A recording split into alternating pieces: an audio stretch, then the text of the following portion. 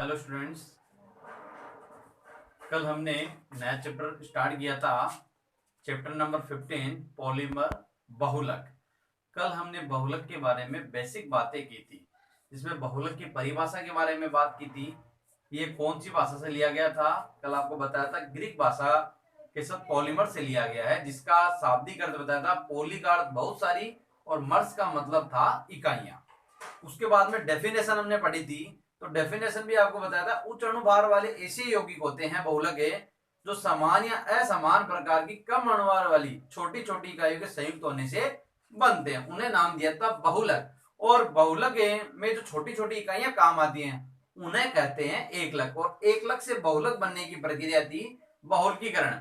उसके बाद में हमने बहुलक का वर्गीकरण जो है उसको 6 भागों में डिवाइडेशन किया था, जिसमें पहला स्रोत के आधार पर, दूसरा संरचना के आधार पर था, तीसरा उसमें था संगठक के आधार पर था, चौथा उसमें था बल के आधार पर, पांचवा ताप के आधार पर था, और छठा था संश्लेषण या बहुलकन के आधार पर। तो आज हमें जो क्लासिफिकेशन ऑफ पॉलीमर जो है बहुलक का जो वर्गीकरण उसकी हम डिटेल पढ़ेंगे। तो इनमें जो डेफिनेशंस है, इनके एग्जांपल्स है, काफी महत्वपूर्ण टॉपिक है ये आज का आपका। तो स्टार्ट करते हैं। देखिए, बहुलकों का वर्गीकरण। तो बहुलकों का जो वर्गीकरण है, इसमें मैंने बताया था इन्हें कितने भागों में बांटा गया है? 6 भागों में बांटा गया है। सबसे पहला इसमें आएगा स्रोत के आधार पर। देखिए, स्रोत के आधार पर कल आपको बताया था, स्रोत के आधार पर जो बहुलक होता है 3 प्रकार का होता है।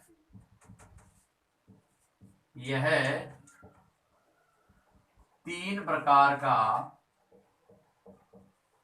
होता है, जिसमें सबसे पहला था प्राकृतिक बहुलक। देखिए, प्राकृतिक बहुलक का मतलब क्या होता है? वे बहुलक जो पेड़ पौधों व जंतुओं से प्राप्त किए जाते हैं, प्राकृतिक बहुलक कहलाते हैं। एग्जाम्पल फॉर, इसका एग्जाम्पल है जो स्टार्च आता है, सेलुलोज है,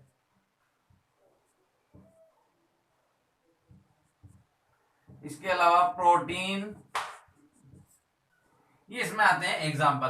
तो जो बहुलक जो होते हैं पेड़ पौधों से भी प्राप्त होते हैं, जंतुओं से, तो ये पेड़ पौधों और जंतुओं से जो प्राप्त होते हैं उनको तो क्या नाम दिया है? प्राकृतिक बहुलक है। काफी सिंपल है, लेकिन एग्जाम्पल बहुत महत्वपूर्ण रहेंगे। इसमें एग्जाम्पल स्टार्च है, सेलुलोज है और प्रोटीन है। एग्जाम्पल आपको तैयार करने पड़ेंगे कौन सा किस में है। ठीक है। सेकंड आएगा अर्ध संश्लेषित बहुलक। देखिए, अर्ध संश्लेषित बहुलक किसे कहते हैं? अर्ध संश्लेषित बहुलक का अर्थ होता है प्राकृतिक बहुलक।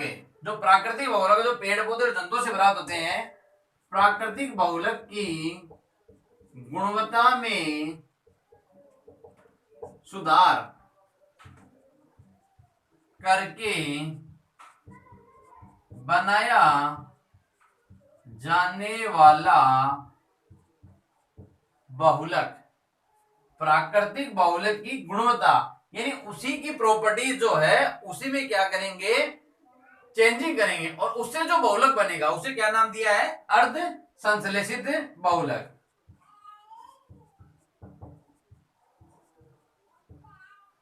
अर्ध संश्लेषित बहुलक कहते हैं। एग्जाम्पल फॉर इसमें है सेलुलोज, एक दिया है सेलुलोज एसीटेट, और एक एग्जाम्पल है सेलुलोज नाइट्रेट। तो प्राकृतिक बहुलक की गुणवत्ता में सुधार करके जो बनाया जाता है बहुलक उसे क्या कहते हैं? अर्ध संश्लेषित। एग्जाम्पल इसमें सेलुलोज एसीटेट है, सेलुलोज नाइट्रेट है। इसके बाद में जो तीसरा बहुलक आता है वो आएगा संश्लेषित बहुलक। तो देखिए तीसरा है संश्लेषित बहुलक है का अर्थ देखिए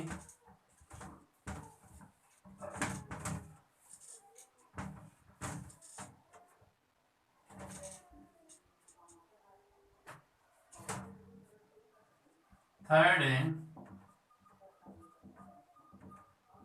संश्लेषित बहुलक, ये वे बहुलक है जो प्रयोगशाला में मानव द्वारा बनाए जाते हैं। संश्लेषित बहुलक कहलाते हैं। इसमें से एग्जांपल आएंगे पॉलीथीन है, पीवीसी है। पीवीसी का वैसे फुल फॉर्म भी ध्यान है आपको, पॉलीवाइनिल क्लोराइड। तो जो बहुलक है प्रयोगशाला में मानव द्वारा बनाए जाते उन्हें क्या कहते हैं? संश्लेषित बहुलक। तो बहुलक की जो फर्स्ट कैटेगरी थी वो थी स्रोत के आधार पर वर्गीकरण था। 3 प्रकार का बताया है। प्राकृतिक बहुलक, प्राकृतिक बहुलक कौन सा होता है? वे बहुलक जो पेड़ पौधे और जंतुओं से द्वारा बनाए जाते हैं, प्राप्त होते हैं, उन्हें क्या कह सकते हैं? प्राकृतिक बहुलक। एग्जांपल जैसे उसमें आपने लिखा था स्टार्च है, सेलुलोज है और इसके अलावा आपने लिखा था प्रोटीन। सेकंड अपना आता है अर्ध संश्लेषित बहुलक। कौन सा होता है? प्राकृतिक बहुलक की गुणवत्ता में सुधार करके, प्राकृतिक बहुलक उसी की गुणवत्ता में क्या करेंगे? सुधार करेंगे, उसी पर एक्सपेरिमेंट करेंगे, उसकी गुणवत्ता में सुधार करके जो बहुलक बनेगा उसे नाम देंगे अर्ध संश्लेषित बहुलक। एग्जांपल सेलुलोज एसीटेट है, सेलुलोज नाइट्रेट है।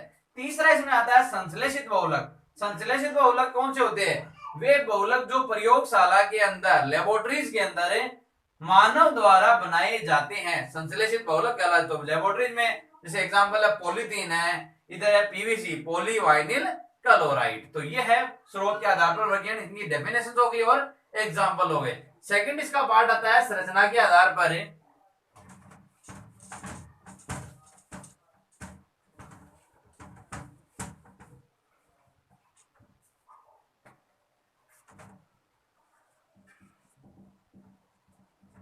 संरचना के आधार पर देखिए, संरचना के आधार पर यह 3 प्रकार के होते हैं। कौन कौन से होते हैं? देखो सबसे पहला आएगा रेखिक बहुलक। देखिए रेखिक बहुलक कौन सा होता है? वे बहुलक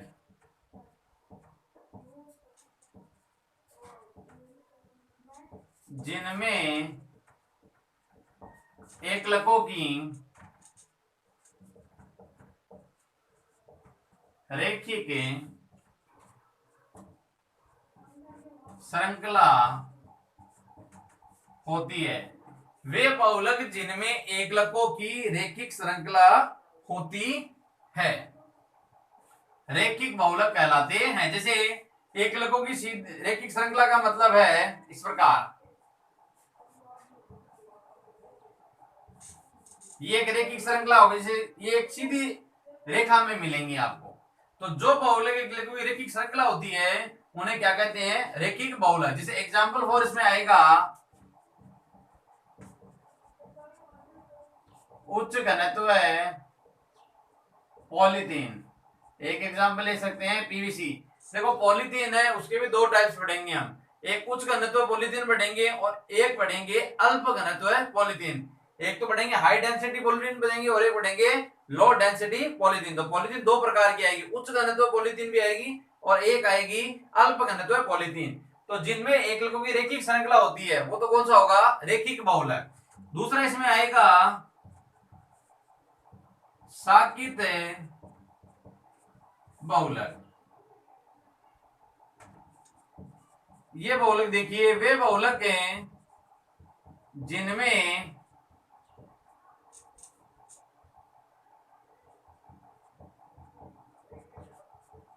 एकलकों की रैखिक श्रृंखला से पार्श्व श्रृंखला जुड़ी रहती है। जिन बहुलकों में एकलकों की रैखिक श्रृंखला से पार्श्व श्रृंखला से मान लीजिए जैसे ये बहुलक की एकलक की सीधी श्रृंखला है तो इससे पार्श्व श्रृंखला इस प्रकार, यहां पर देखो ये शाखा आ गई, यहां पर जैसे देखो ये शाखा है, यहां पर ये शाखा, तो एकलक की रैखिक श्रृंखला से पार्श्व श्रृंखला, तो पार्श्व श्रृंखला यहां जोड़ दी, फिर इससे भी आगे जोड़ सकते हो। तो जब जिन बहुलकों में रैखिक श्रृंखला से पार्श्व श्रृंखला जुड़ जाती है तो उन्हें क्या कहते हैं, साकित बहुलक कहा जाता है। जैसे एग्जांपल 4 इसमें आएगा,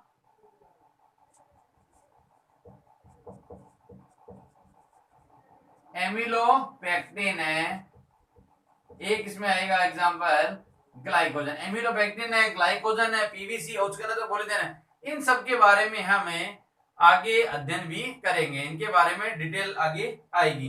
तो इसके एग्जांपल है, ये एग्जांपल आपको माइंड में होने, कौन सा एग्जांपल किसमें लिखा है, एमिलोपेक्टिन और ग्लाइकोजन आएगा। तीसरा इसमें आएगा तिर्यक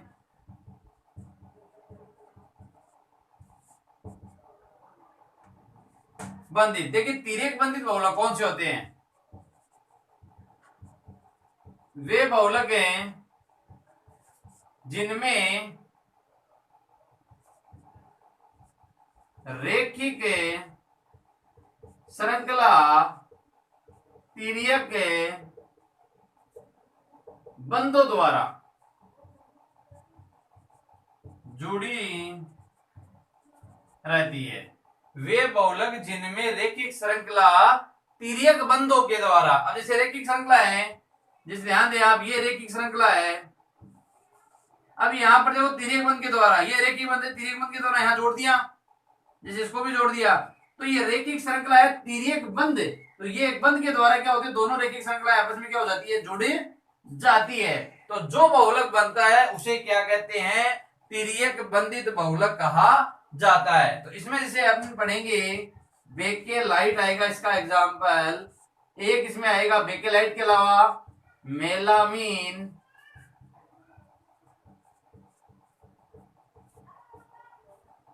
फॉर्मेल्डिहाइड बहुलक, बेकेलाइट है और इसके अलावा एक है मेलामीन फॉर्मेल्डिहाइड बहुलक, इसका एग्जांपल है बेकेलाइट और सेकंड है मेलामीन फॉर्मेल्डिहाइड बहुलक है।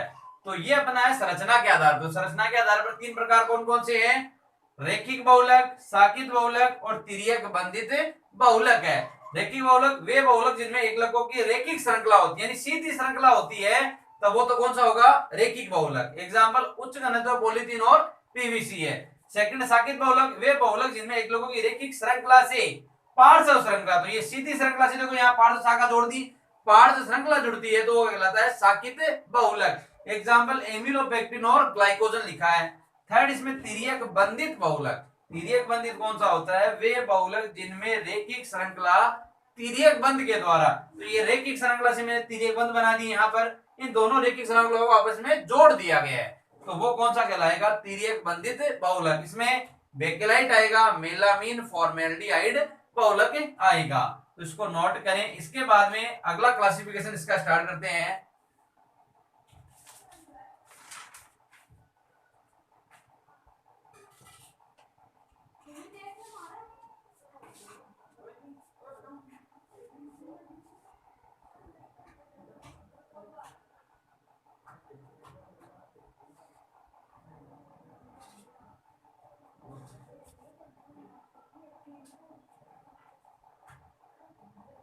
एग्जाम्पल काफी अच्छे से तैयार करने होंगे आपको, क्योंकि इसमें आपको क्लासिफिकेशन या वर्गीकरण पूछते हैं इसमें, क्योंकि एग्जाम्पल वहां पर आपको दिए हुए आएंगे और वहां पर ये पूछते हैं कौन सा उच्च घनत्व है, इसमें आपका तिर्यक बंधित बहुलक का एग्जाम्पल है या साकित का है या प्राकृतिक बहुलक का है, संश्लेषित बहुलक का, तो वहां पर आपको एग्जाम्पल भी दे सकते हैं या आपको सीधा भी दे सकते हैं, प्राकृतिक बहुलक के 2 उदाहरण लिखो या संश्लेषित बहुलक के 2 उदाहरण या तिर्यक बंधित बहुलक के 2 उदाहरण, तो आपको वहां पर ये एग्जाम्पल जो है वो काफी अच्छे से तैयार करने हैं। बाकी इनमें डेफिनेशन है वो काफी सिंपल है।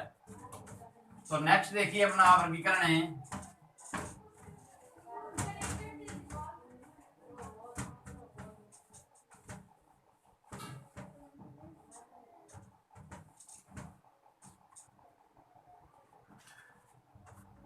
थर्ड वर्गीकरण आएगा संघटक। संघटक का एक नाम है संकलन के आधार पर। देखिए संघटक या संकलन के आधार पर बहुलक जो होते हैं दो प्रकार के होते हैं इसमें। एक तो इसमें आएगा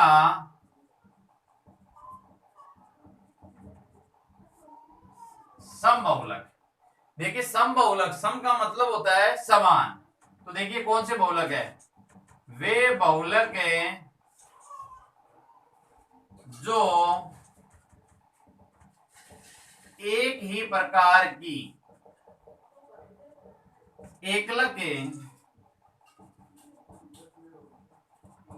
इकाइयों से बनते हैं। वे बहुलक जो एक ही प्रकार की एकलक इकाइयों से बनते हैं समबहुलक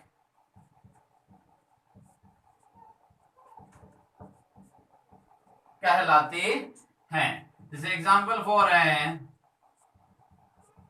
पॉलीथीन है और पीवीसी है, पॉलीवाइनिल क्लोराइड। जैसे पॉलीथीन है तो हम एकलक जो है, प्रत्येक बहुलक जो होता है वो एकलक से बनता है और इसमें सारे एकलक एक ही प्रकार के होंगे। जब एक ही प्रकार की एकलक इकाइयां होती है तब तो कौन सा होगा, समबहुलक। यानी वे बहुलक जो एक ही प्रकार की एकलक इकाइयों से बनते हैं। जैसे पॉलीथीन है तो पॉलीथीन तो बहुलक है और इसका एकलक क्या हो जाएगा, एथीन आएगा।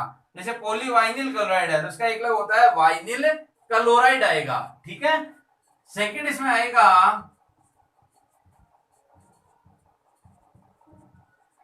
विषम बहुलक सहबहुलक। देखिए विषम बहुलक या सहबहुलक, ये बहुलक कौन सा होता है, वे बहुलक जो एक से अधिक प्रकार की एकलक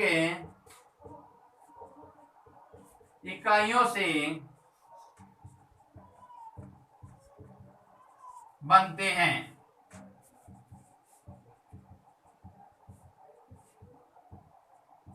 विषम बहुलक कहलाते हैं। जैसे इसमें एग्जांपल है नाइलॉन 6,6 और एक इसमें आएगा टेरिलिन डेक्रॉन। तो वे बहुलक जो एक से अधिक प्रकार की एकलक इकाइयों से मिलकर बने होते हैं, जैसे नाइलॉन 6,6 और टेरिलिन और डेक्रॉन भी बोलते हैं। तो इसमें एक से अधिक प्रकार की, जैसे नाइलॉन 6,6 है तो नाइलॉन 6 की एकलक इकाई है, ये वहां पर हमें दो पढ़ेंगे। जैसे एक वहां पर अपने आएगा हेक्सामेथिलीन डाइएमीन आएगा और एक आएगा एडिपिक अम्ल। हेक्सामेथिलीन डाइएमीन और एडिपिक अम्ल से इसका फॉर्मेशन होगा। तो एकलक अलग अलग प्रकार की, एक से अधिक प्रकार की आएंगी। टेरिलिन जो है इसकी एकलक इकाइयां जो होती है, इसमें होता है एथिलीन ग्लाइकोल होता है और साथ में होता है टरथेलिक अम्ल होता है। तो जिनमें एक से अधिक प्रकार की एकलक इकाइयां होती है वो कौन सा होगा, विषम बहुलक कहलाएगा। और जिनमें एक ही प्रकार की होती है वो कौन सा कहलाता है, सम बहुलक। इसका एग्जांपल पॉलीथीन है और इसका है पीवीसी। जैसे पॉलीथीन का एकलक क्या बताया मैंने, एथीन है। तो हम आगे डिटेल भी पढ़ेंगे इनकी सबकी।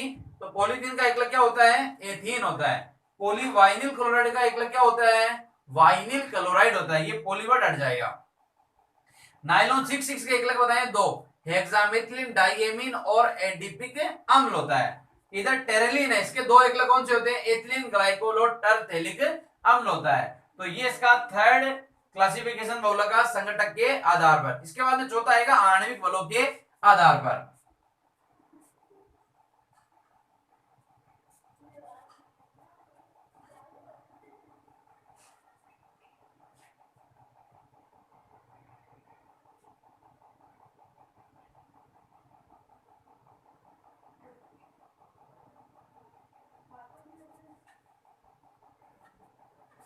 तो उसके बाद में देखो फोर्थ टाइप है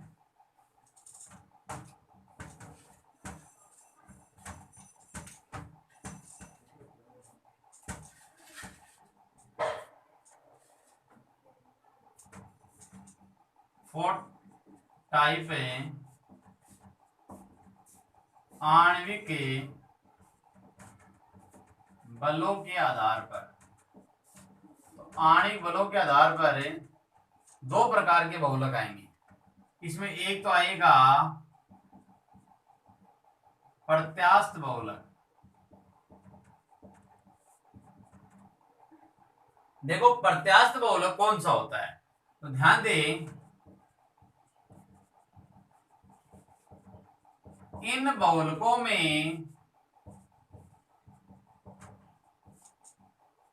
बहुलक श्रृंखलाएं दुर्बल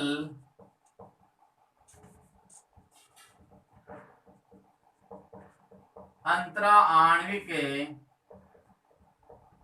बलों द्वारा जुड़ी रहती है। यानी इन बहुलकों में जो बहुलक श्रृंखलाएं होती हैं दुर्बल अंतरा आणविक बलों के द्वारा, यानी दुर्बल अंतराणविक बलों का मतलब यहाँ पर जो इनमें जो बल होता है वो बल कमजोर होता है। और एक मुख्य बात, इन बहुलकों क्या करते हैं, इनको खींचने पर ये लंबे हो जाते हैं और छोड़ने पर अपनी पूर्व स्थिति में आ जाते हैं। जैसे रबर है, तो रबर को जब हम खींचते हैं तो लंबा हो जाता है, छोड़ने पर अपनी पूर्व स्थिति में क्या होता है, आ जाता है। तो इसका एग्जाम्पल आएगा रबर। तो इसकी खास बात एक भी है,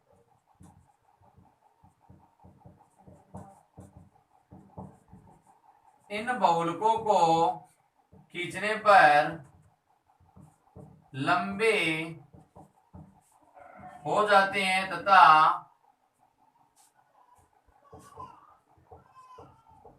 छोड़ने पर पूर्व स्थिति में आ जाते हैं। एक मुख्य बात और, इनके गलनांक व तनन सामर्थ्य कम होता है। Example for Buna S, Buna N, और एक इसमें आएगा neoprene rubber. Buna S, Buna N और नियोप्रीन रबर। तो ये है इन बहुलकों में एक तो जो दुर्बल अंतराली बलों के द्वारा क्या होती है, बहुलक श्रृंखलाएं जुड़ी होती हैं। दुर्बल बल का मतलब कमजोर, एक निश्चित बल ही लगेगा, निश्चित सीमा तक हम इसको खींचकर लंबा कर सकते हैं और छोड़ने पर क्या होता है, अपनी पूरी स्थिति में आ जाता है। और ज्यादा निश्चित सीमा से यदि ज्यादा बल लगा देंगे तो क्या हो जाएगा, आपका जो रबर है वो टूट जाएगा। तो एक निश्चित सीमा तक ही बल लगाया जाता है। तो ये तो हो गया प्रत्यास्थ बहुलक। दूसरा इसमें आएगा रेशेदार बहुलक। तो देखो रेशेदार बहुलक जो है, इसके इनमें दुर्बल होता है, इनमें होता है प्रबल बल, यानी मजबूत होता है। तो इसकी डेफिनेशन एक हो जाएगी, इन बहुलकों में श्रृंखलाएं प्रबल अंतराणविक बलों द्वारा जुड़ी रहती है। इनमें जो बल होता है वो कैसा होता है, प्रबल होता है, मजबूत होता है, जिसे तोड़ने के लिए ऊर्जा ज्यादा लगानी पड़ती है। एक इसमें आ जाएगा इनके गलनांक व तनन सामर्थ्य